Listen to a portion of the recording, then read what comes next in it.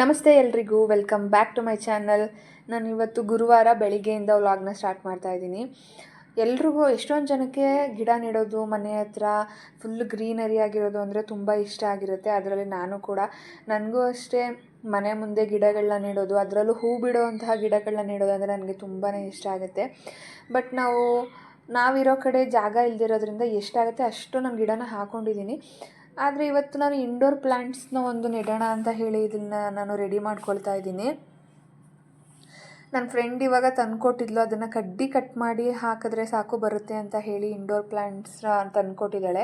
So ಇದಕ್ಕೆ cocopeat ಅಂದರೆ ಈ ಥರ ತೆಂಗಿನದು ನಾರು ಇರುತ್ತಲ್ಲ, ಅದನ್ನು ಮಣ್ಣಿನ ಜೊತೆ ಮಿಕ್ಸ್ ಮಾಡಿ ಹಾಕೋದ್ರಿಂದ ತುಂಬಾ ಚೆನ್ನಾಗಿ ಗಿಡ ಬೆಳೆಯುತ್ತೆ. ಅದು ಕೋಕೋಫಿಟ್ ಹಾಕೋದ್ರಿಂದ ಅದು ಏನಾಗುತ್ತೆ, ನೀರನ್ನು ಶೇಖರಣೆ ಮಾಡಿ ಇಟ್ಕೊಳ್ಳುತ್ತೆ. ನಾವು ಸ್ವಲ್ಪ ದಿನ ನೀರು ಹಾಕದೇ ಇದ್ರೂ ಕೂಡ ಅದು ಸ್ವಲ್ಪ ತಡೆಯುತ್ತೆ. ಹಾಗಾಗಿ ಅದನ್ನು ಹಾಕೋದ್ರಿಂದ ಗ್ರೋನು ಕೂಡ ಚೆನ್ನಾಗಾಗುತ್ತೆ. ಗಿಡ ಬೇರನ್ನು ಬಿಡೋದಕ್ಕೆ ಈಸಿ ಆಗುತ್ತೆ. ಮಣ್ಣನ್ನೇ ಹಾಕೋದ್ರಿಂದ ನಾವು ಅದು ಗಟ್ಟಿಯಾಗಿಬಿಡುತ್ತೆ. ಈ ರೀತಿ ಕೋಕೋಫಿಟನ್ನು ಹಾಕೋದ್ರಿಂದ ಸ್ವಲ್ಪ ಅದು ಬೇರು ಬಿಡೋದಕ್ಕೂ ಈಸಿಯಾಗಿ ಗಿಡ ತುಂಬಾ ಚೆನ್ನಾಗಿ ಬರುತ್ತೆ. ಅದಕ್ಕೋಸ್ಕರ ನಾನಿಲ್ಲಿ ಮಣ್ಣಿನ ಜೊತೆ ಅದನ್ನು ಮಿಕ್ಸ್ ಮಾಡಿ ಹಾಕ್ಕೊಳ್ತಾ ಇದ್ದೀನಿ. ಅದು ಅಲ್ದಿರ ಇದು ಇಂಡೋರ್ ಪ್ಲ್ಯಾಂಟ್ ಆಗಿರೋದ್ರಿಂದ ಸ್ವಲ್ಪ ನಾನು ಪದೇ ಪದೇ ಮಣ್ಣನ್ನು ಚೇಂಜ್ ಮಾಡೋಕ್ಕಾಗಲ್ಲ ಅಂತ ಹೇಳಿ ಈ ರೀತಿ ಅದನ್ನು ಹಾಕಿನೇ ಮಾಡ್ಕೊಳ್ತಾ ಇದ್ದೀನಿ. ನಾನು ಚೀಲದಲ್ಲಿ ಒಂದು ಸ್ವಲ್ಪ ಮಣ್ಣನ್ನು ಯಾವಾಗಲೂ ಸ್ಟೋರ್ ಮಾಡಿ ಇಟ್ಕೊಂಡಿರ್ತೀನಿ. ಯಾಕಂತ ಹೇಳಿದ್ರೆ ಈ ರೀತಿ ಗಿಡಗಳನ್ನ ಸಡನ್ನಾಗಿ ನೆಡಬೇಕು ಅಂತ ಹೇಳಿದಾಗೆಲ್ಲ ಹೋಗಿ ಮಣ್ಣನ್ನು ತರೋಕ್ಕಾಗಲ್ಲ ಅಲ್ವಾ, ಅದಕ್ಕೋಸ್ಕರ. ಇದು ಕೆಂಪು ಮಣ್ಣು, ಈ ಕಡೆ ಎಲ್ಲ ಜಾಸ್ತಿ ಕೆಂಪು ಮಣ್ಣನ್ನೇ ಸಿಗುತ್ತೆ. ಅಣ್ಣ ಒಬ್ಬರಿದ್ದಾರೆ, ಮಂಜು ಅಣ್ಣ ಅಂತ ಹೇಳಿ, ಅವರು ಆಫೀಸ್ ಹತ್ರ ಹೋಗುವಾಗ ಅವರು ಒಂದು ಸಲ ತಂದುಕೊಟ್ಟಿದ್ರು. ಅವ್ರು ಗಾಡೀಲಿ ಹೋಗ್ತಾರೆ. ಹಾಗಾಗಿ ನಾನಿವಾಗ ನೋಡಿ ಗಿಡನ ನೆಟ್ಬಿಟ್ಟು ಇದಕ್ಕೆ ನೀರನ್ನು ಹಾಕ್ತಾಯಿದ್ದೀನಿ. ಸ್ವಲ್ಪನೇ ನೀರನ್ನು ಹಾಕಿ ಅದು ಫುಲ್ ಮಣ್ಣು ಎಳ್ಕೊಳ್ಳೋ ತನಕ ಬಿಟ್ಟು ಆಮೇಲೆ ನೀರನ್ನು ಹಾಕಿದ್ರೆ ತುಂಬ ಚೆನ್ನಾಗಿ ಅದು ನೀರನ್ನು ತಗೊಳುತ್ತೆ. ನೋಡ್ತಾ ಇರ್ಬೋದು, ಗಿಡ ರೆಡಿ ಆಯಿತು. ನಿಮಗೆ ಯಾರಿಗೆಲ್ಲ ಗಿಡ ಅಂದರೆ ತುಂಬ ಇಷ್ಟ ಅಂತ ಹೇಳಿ, ಹಾಗೆ ನೀವು ನಿಮ್ಮ ಮನೆ ಹತ್ರ ಯಾವ್ಯಾವ ಥರ ಗಿಡಗಳನ್ನ ನೆಟ್ಟಿದ್ದೀರಾ ಅಂತ ಹೇಳಿ ನನಗೆ ಕಮೆಂಟ್ ಮೂಲಕ ತಿಳಿಸಿ. ಹಾಗೆ ಮಿಕ್ಕಿರೋವಂತಹ ಕೋಕೋಫಿಟ್ನು ಕೂಡ, ಅಂದರೆ ಆ ತೆಂಗಿನಕಾಯಿದು ನಾರು ಏನಿದೆ ಅದನ್ನು ನಾನು ಬಿಡಿಸಿ ಇಟ್ಕೊಳ್ತಾ ಇದ್ದೀನಿ. ಯಾಕೆ ಅಂತ ಹೇಳಿದ್ರೆ ನೆಕ್ಸ್ಟು ಯಾವುದಾದ್ರೂ ಗಿಡಕ್ಕೆ ಬೇಕು ಅಂತ ಹೇಳಿದಾಗ ಅದನ್ನು ನಾನು ಯೂಸ್ ಮಾಡ್ಬೋದು ಅಂತ ಹೇಳಿ ಈ ರೀತಿ ಎತ್ತಿಟ್ಕೊಳ್ತಾ ಇದ್ದೀನಿ. ಕೆಲಸ ಎಲ್ಲ ಮುಗಿಸಿದ ಮೇಲೆ ಮಾವಿನಕಾಯಿ ತಂದಿದ್ದೆ. ಇದು ಮಾವಿನಕಾಯಿ ಸೀಸನ್ ಅಲ್ಲ, ಆದ್ರೂ ಕೂಡ ಎಲ್ಲ ಕಡೆ ಸಿಗುತ್ತೆ ಮಾವಿನಕಾಯಿ. ಇಲ್ಲಿ ದುಡ್ಡು ಕೊಟ್ಟರೆ ಏನು ಸಿಗಲ್ಲ ಅಂತ ಹೇಳೋದಕ್ಕೆ ಇದೇನೇ ಸಾಕ್ಷಿ. ಇವಾಗ ಸೀಸನ್ ಅಲ್ಲದೆ, ಅವಾಗೆಲ್ಲ ಮಾವಿನಕಾಯಿ ತಿನ್ನಬೇಕು ಅಂದರೆ ಸೀಸನ್ಗೋಸ್ಕರನೇ ಕಾಯ್ತಿದ್ವಿ. ಬಟ್ ಇವಾಗ ಹಾಗೇನಿಲ್ಲ, ಸೀಸನ್ ಇಲ್ಲ ಅಂತ ಹೇಳಿದ್ರೂ ಕೂಡ ಮಾವಿನಕಾಯಿ ಸಿಗುತ್ತೆ. ಫಾರಮ್ ಅನಿಸುತ್ತೆ ಇದು. ನಾನು ಇದನ್ನು ಕಟ್ ಮಾಡಿ ಉಪ್ಪು ಖಾರ ಹಾಕ್ಕೊಂಡು ತಿನ್ನೋಣ ಅಂತ ಹೇಳಿ ರೆಡಿ ಮಾಡ್ಕೊಳ್ತಾ ಇದ್ದೀನಿ. ಈ ಪ್ರೆಗ್ನೆನ್ಸಿ ಟೈಮಲ್ಲಿ ನಾರ್ಮಲಾಗಿ ಕ್ರೇವಿಂಗ್ಸ್ ಅನ್ನೋದು ಹಾಗೇ ಆಗುತ್ತೆ ಜಾಸ್ತಿ. ಲೈಕ್ ಏನಾದರೂ ಸ್ಪೈಸಿಯಾಗಿ ತಿನ್ನಬೇಕು, ಇಲ್ಲ ಸ್ವೀಟ್ಸ್ ತಿನ್ನಬೇಕು ಅಂತ ಹೇಳೋದಾಗಿ, ಇಲ್ಲ ಏನಾದರೂ ತಿನ್ನಬೇಕು ಅಂತ ಒಬ್ಬರಿಗೆ ಒಂದೊಂದು ಥರ ಹೇಳಿ ಅನಿಸುತ್ತೆ. ನನಗೆ ಫಸ್ಟ್ ಪ್ರೆಗ್ನೆನ್ಸಿಯಲ್ಲಿರುವಾಗ ಈ ಥರ ಎಲ್ಲ ತಿನ್ನಬೇಕು ಅಂತ ಅನಿಸಿಲ್ಲ ಯಾವಾಗಲೂ. ಬಟ್ ಈ ಸಲ ನನಗೆ ತುಂಬ ಅನ್ನಿಸ್ತಾಯಿತ್ತು ಮಾವಿನಕಾಯಿ ತಿನ್ನಬೇಕಂತ ಹೇಳಿ. ಬಟ್ ಇದು ಎಲ್ಲ ಕಡೆ ಇವಾಗ ಮಾರಲ್ಲ. ಸ್ವಲ್ಪ ಕಡೆ ಮಾರ್ಕೆಟಲ್ಲಿ 1-2-3 ಅಂಗಡೀಲಿ ಸಿಗುತ್ತೆ. ಅಲ್ಲಿ ಹೋಗಿ ನಾನು ತೊಗೊಬಂದೆ. ಬಟ್ ಇದು ಅರ್ಧ KGಗಿನ್ನೂ ಕಡಿಮೆ ಇದೆ. ಆದರೆ ಅದು ಒಂದು ಮಾವಿನಕಾಯಿಗೆ ಅದು 70 ರೂಪೀಸ್. ರೇಟ್ ಸ್ವಲ್ಪ ಜಾಸ್ತಿ ಆಯಿತು ಅಂತ ಅನ್ನಿಸ್ತು. ಬಟ್ ಓಕೆ, ತಿನ್ನಬೇಕು ಅಂತ ಹೇಳಿದಾಗ ಸಿಕ್ಕಿದೆಯಲ್ಲ, ಅದಕ್ಕೋಸ್ಕರ ಹೇಳಿ ಹೋಗಿ ತೊಗೊಬಂದಿದ್ದೀನಿ. ತುಂಬಾ ಚೆನ್ನಾಗಿತ್ತು. ನಾನು ಮಾವಿನಕಾಯಿನ ತಿಂದ್ಕೊಂಡು ಸ್ವಲ್ಪ ಹೊತ್ತು ನ್ಯೂಸ್ ಪೇಪರ್ನ ಓದ್ಕೊಂಡು ಮಾವಿನಕಾಯಿನ ತಿಂದೆ. ತುಂಬಾ ಚೆನ್ನಾಗಿತ್ತು. ಹುಳಿ ಏನೂ ಇರಲಿಲ್ಲ. ನಾನು ಉಪ್ಪು ಖಾರ ಹಾಕಿಲ್ಲದೆ ಇದ್ರೂ ಕೂಡ ನಾನು ಹಾಗೇ ತಿನ್ಬೋದಿತ್ತು, ಅಷ್ಟು ಟೇಸ್ಟಿಯಾಗಿತ್ತು. ತುಂಬಾ ಚೆನ್ನಾಗಿತ್ತು ಮಾವಿನಕಾಯಿ ಮಾತ್ರ. ಈ ಕ್ರೇವಿಂಗ್ಸ್ಗೆ ನಮಗೆ ತಿನ್ನಬೇಕು ಅಂತ ಹೇಳಿದಾಗ ನಿಜವಾಗ್ಲೂ ಇದೊಂದು ಸ್ಪೆಷಲ್ ಫುಡ್. ಎಲ್ಲ ಮಾಡಿ ಮುಗಿಸಿ ಬಂದೆ. ಸೊ ಇವಾಗ ಮಧ್ಯಾಹ್ನಕ್ಕೆ ಅಡುಗೆ ಮಾಡೋಣ ಅಂತ ಹೇಳಿ ನಾನು ರೆಡಿ ಮಾಡ್ಕೊಳ್ತಾ ಇದ್ದೀನಿ. ಸೊ ಇವತ್ತು ನಾನು ಏನು ಮಾಡ್ತಾಯಿದ್ದೀನಿ ಅಂತ ಹೇಳಿದ್ರೆ, ಹೀರೆಕಾಯಿ ಜೊತೆ ನಾನು ಹಲಸಂದಿ ಕಾಳನ್ನ ಹಾಕಿ ಮಾಡ್ತಾಯಿದ್ದೀನಿ.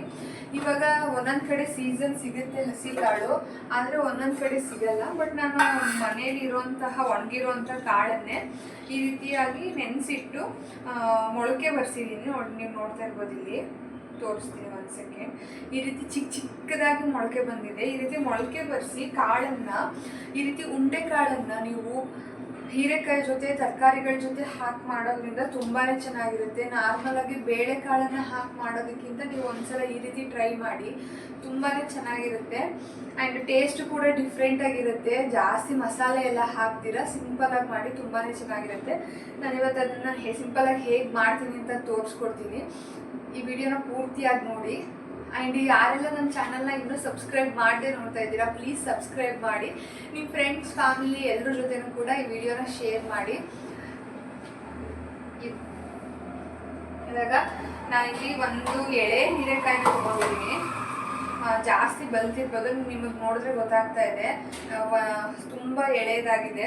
ಮತ್ತು ನೆನೆಸಿಟ್ಟಿರುವಂಥ ಹಲಸಂದಿ ಕಾಳನ್ನ ತೊಗೊಂಡಿದ್ದೀನಿ. ಅದು ಚಿಕ್ಕ ಚಿಕ್ಕದಾಗಿ ಮೊಳಕೆ ಬಂದಿದೆ. ತುಂಬಾ ಚೆನ್ನಾಗಿರುತ್ತೆ. ಒಂದ್ಸಲ ಟ್ರೈ ಮಾಡಿ. ನಾನು ಇವತ್ತು ಇದನ್ನು ಜಾಸ್ತಿ ಮಸಾಲೆ ಹಾಕ್ತೀರಾ, ಸಿಂಪಲಾಗಿ. ನಾನಾಗಲಿ ಸಾಂಬಾರು ಮಾಡೋದಕ್ಕೆ ನೋಡ್ತಾ ಇರ್ಬೋದು ನೀವು, ಇಲ್ಲಿ ಒಂದು ಹೀರೆಕಾಯಿನ ತೊಗೊಂಡಿದ್ದೀನಿ. ಇದು 1/4 kg ಸ್ವಲ್ಪ ಜಾಸ್ತಿ ಇದೆ ಹೀರೆಕಾಯಿ. ತುಂಬ ಎಳೆಯದಾಗಿದೆ.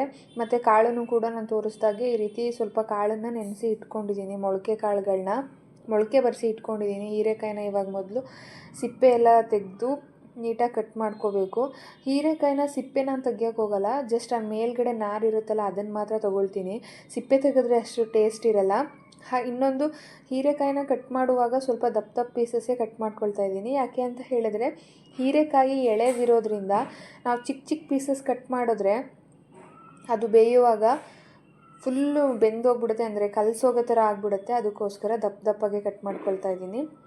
ಮತ್ತು ನಾನಿವಾಗ ಕಾಯಲ್ಲಿ ಒಂದು ನಿಮಗೆ ಟಿಪ್ಸ್ ಹೇಳ್ಕೊಡ್ತೀನಿ. ಏನು ಅಂತ ಹೇಳಿದ್ರೆ, ಈ ಕಾಯಿನ ನೀವು ಸ್ಟೋರ್ ಮಾಡುವಾಗ ತೆಂಗಿನಕಾಯಿನ ತುರಿದು ಸ್ಟೋರ್ ಮಾಡೋದ್ರಿಂದ ಜಾಸ್ತಿ ದಿನ ಅದು ಇರಲ್ಲ. ಸ್ವಲ್ಪ ಅಂಟಂಟು ಥರ ಆಗಿರುತ್ತೆ ಮತ್ತು ಸ್ಮೆಲ್ ಕೂಡ ಬಂದುಬಿಟ್ಟಿರುತ್ತೆ. ಅದ್ರ ಬದಲು ನೀವು ಈ ಥರ ಸಿಪ್ಪೆ ತೆಗೆದು ಕಟ್ ಮಾಡಿ ಇಟ್ಕೊಳ್ಳೋದ್ರಿಂದ ಜಾಸ್ತಿ ದಿನ ಸ್ಟೋರಲ್ಲಿ ಇಟ್ಕೋಬೋದು. ತುಂಬಾ ಚೆನ್ನಾಗಿರುತ್ತೆ. ಒಂದ್ಸಲ ಟ್ರೈ ಮಾಡಿ ನೋಡಿ.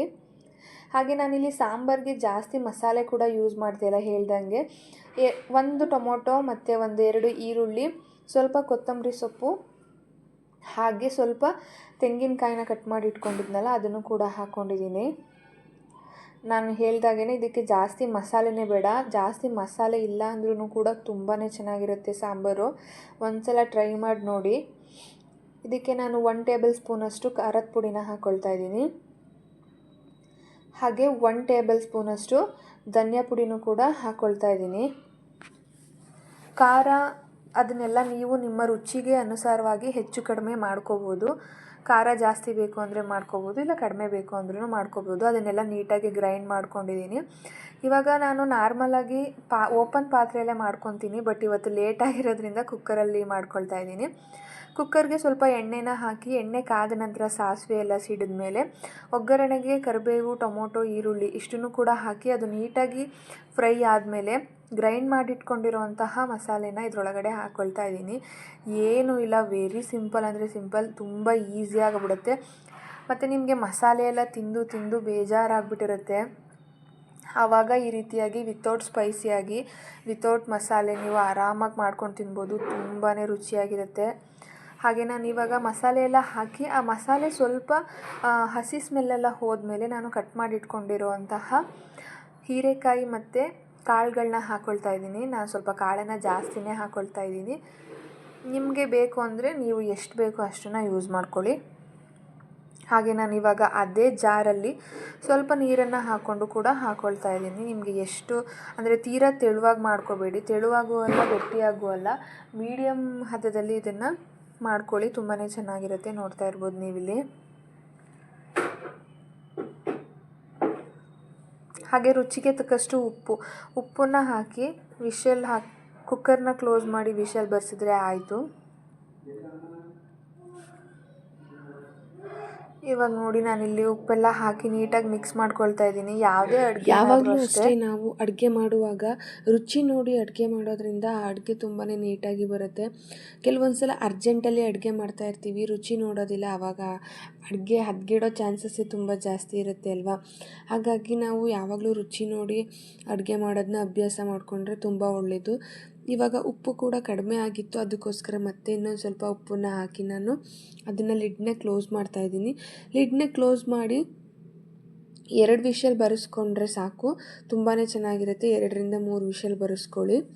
ಹಾಗೆ ಶ್ರುತಿ ಇವಾಗ ಕೆಲ್ಸಕ್ಕೆ ಹೋಗ್ತಾಳೆ, ಅವಳು ಕೂಡ ಬಂದಿದ್ಲು ಕೆಲಸದಿಂದ. ಸೊ ಇಲ್ಲೇ ಊಟ ಮಾಡೋಣ ಅಂತ ಹೇಳಿ, ಅವಳಿಗೆ ಆಮ್ಲೆಟ್ ಅಂದರೆ ತುಂಬ ಇಷ್ಟ ಆಗುತ್ತೆ. ಹಾಗಾಗಿ ಊಟಕ್ಕೆ ನಾನು ಯಾವಾಗಲೂ ಮೊಟ್ಟೆನ ಬೇಯಿಸ್ಕೊತಾ ಇದ್ದೆ. ಇವತ್ತು ಅವಳಿಗೋಸ್ಕರ ನಾನಿಲ್ಲಿ ಆಮ್ಲೆಟ್ನ ರೆಡಿ ಮಾಡ್ತಾಯಿದ್ದೀನಿ. ಅವಳಿಗೆ ತುಂಬಾ ಇಷ್ಟ ಆಗುತ್ತೆ ಆಮ್ಲೆಟ್ ಅಂದರೆ, ಅದಕ್ಕೆ ಇಬ್ಬರು ಕೂಡ ಮಾತಾಡಿಕೊಂಡು ಇಲ್ಲೇ ಆಮ್ಲೆಟ್ನ ಮಾಡ್ತಾಯಿದ್ದೀನಿ. ಏನಿಲ್ಲ, ಆಮ್ಲೆಟ್ಗೆ ಮಾಮೂಲಿ ಈರುಳ್ಳಿ, ಕೊತ್ತಂಬರಿ ಸೊಪ್ಪು ಮತ್ತು ಹಸಿರು ಮೆಣಸಿನ್ಕಾಯಿನ ಹಾಕಿ ನೀಟಾಗಿ ಅದನ್ನು ಮಿಕ್ಸ್ ಮಾಡ್ಕೋಬೇಕು. ನೀವು ಚೆನ್ನಾಗಿ ನೊರೆ ಬರೋ ಹಾಗೆ ಅದನ್ನು ಮಿಕ್ಸ್ ಮಾಡಿಕೊಂಡು ನೀವು ಆಮ್ಲೆಟ್ನ ಮಾಡೋದ್ರಿಂದ ಆಮ್ಲೆಟಲ್ಲಿ ಯಾವುದೇ ಸ್ಮೆಲ್ ಬರಲ್ಲ, ತುಂಬಾ ಚೆನ್ನಾಗಿರುತ್ತೆ. ತಿನ್ನುವಾಗಲೂ ಕೂಡ ಅಷ್ಟು ಟೇಸ್ಟಿಯಾಗಿರುತ್ತೆ, ಯಾವುದೇ ರೀತಿಯ ಹಸಿ ಸ್ಮೆಲ್ಲು, ಮೊಟ್ಟೆ ಸ್ಮೆಲ್ಲು ಬರಲ್ಲ. ಹಾಗೆ ಇಬ್ಬರು ಕೂಡ ಊಟ ಮಾಡಿದ್ವಿ, ತುಂಬಾ ಚೆನ್ನಾಗಿತ್ತು. ಸಾಂಬಾರು ಕೂಡ ತುಂಬಾ ಚೆನ್ನಾಗಿತ್ತು. ಈ ರೀತಿ ಜೊತೆಯಲ್ಲಿ ಊಟ ಮಾಡೋದು ತುಂಬಾ ಚೆನ್ನಾಗಿರುತ್ತೆ ಅಲ್ವಾ. ಪ್ರತಿದಿನ ನಾವು ಒಬ್ಬೊಬ್ಬರೇ ಮನೆಯಲ್ಲಿರ್ತೀವಿ, ಒಬ್ಬೊಬ್ಬರೇ ಊಟ ಮಾಡಿ ಬೇಜಾರಾಗಿರುತ್ತೆ. ಈ ರೀತಿ ಫ್ರೆಂಡ್ಸ್ ಆಗಿರ್ಬೋದು, ರಿಲೇಟಿವ್ಸ್ ಆಗಿರ್ಬೋದು ಬಂದಾಗ ತುಂಬಾ ಖುಷಿಯಾಗುತ್ತೆ ಜೊತೆಯಲ್ಲಿ ಊಟ ಮಾಡೋದಕ್ಕೆ. ಊಟನೂ ಕೂಡ ನೋಡಿ, ಸಾಂಬಾರು ಕೂಡ ತುಂಬಾ ಚೆನ್ನಾಗಿತ್ತು. ಇವತ್ತಿನ ಊಟ ಹೀಗಿತ್ತು.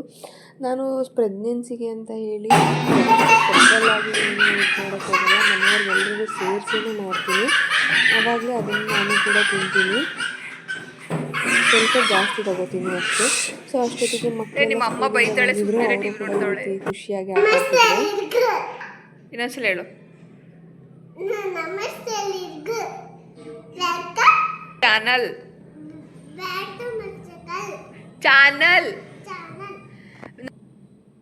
ಹಾಗೆ ಶ್ರುತಿ ಹೊರಗೆ ಹೋಗಿದ್ಲು ಅಂತ ಹೇಳಿ ನನಗೆ ಸ್ವೀಟ್ ತಿನ್ನೋದಕ್ಕೆ ಕ್ರೇವಿಂಗ್ಸ್ ಜಾಸ್ತಿ ಇರುತ್ತೆ ಅಂತ ಹೇಳ್ಬಿಟ್ಟು ಅವಳು ಜಿಲೇಬಿನ ತೊಗೊಬಂದಿದ್ಲು. ನಾರ್ಮಲಾಗಿ ಮಕ್ಕಳಿರೋ ಮನೇಲಿ ಎಲ್ರಿಗೂ ಗೊತ್ತೇ ಇರುತ್ತೆ, ಮಕ್ಕಳು ಸ್ವೀಟ್ನ ನೋಡಿದ್ರೆ ಹೇಗೆ ಬಿಹೇವ್ ಮಾಡ್ತಾರೆ ಅಂಥೇಳಿ. ಇಲ್ಲೂ ಕೂಡ ಅದೇ ನಡೀತಾ ಇದೆ.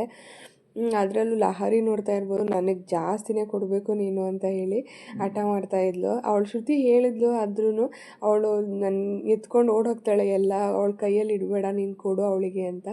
ಅವಳು ಹೇಳ್ದಾಗೆ ಮಾಡಿದ್ಲು, ಎಲ್ಲ ಎತ್ಕೊಂಡು ಓಡೋಗ್ಬಿಟ್ಲು. ನನಗೆ ಬೇಕು, ನಂಗೆ ಕೊಡಲ್ಲ ಅಂತ ಹೇಳಿ.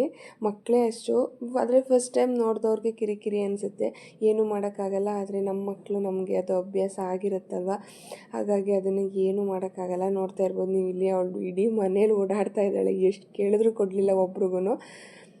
ನಾನು ಕೊಡಲ್ಲ ಅಂತ ಹೇಳಿ ಅವರಮ್ಮ ಕೇಳಿದ್ರೂ ಕೂಡ ಅವ್ಳು ಕೊಡಲೇ ಇಲ್ಲ. ಸೊ ಇವಾಗ ಸಂಜೆ ಆಗೇ ಬಿಡ್ತು. ಅಷ್ಟರಲ್ಲಿ ನಾವು ಹರಿ ಬಂದರು. ಅಷ್ಟೊತ್ತಿಗೆ ದೇವಸ್ಥಾನಕ್ಕೂ ಕೂಡ ಹೋದ್ವಿ.